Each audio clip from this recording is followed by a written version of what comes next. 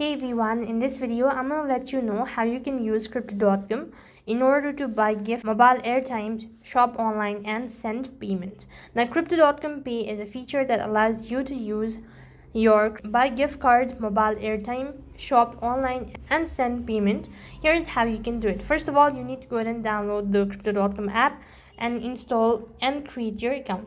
When you're done creating your account, you need to go ahead and log in into your crypto.com app, and then you need to go ahead and navigate to the pay icon at the bottom of the screen. Next, you have to go ahead and tap on the gift card options and scroll through the list of available gift card, or use the search functions to find the specific retailers. Then you can select the gift card you want to purchase, enter the exact amount you want to load into the gift card, and select the cryptocurrency you want to use for the purchase. Next, you have to review the details and confirm the destination, all that, and you'll be able to use your gift card online. Now, by following the steps, you can effectively use crypto.com Pay in order to buy gift, mobile airtime, shop online, and send payment using the cryptocurrency. That is all for this video. I hope the video is helpful. Make sure to like, share and subscribe to our channel. Thank you for watching. See you in our next video.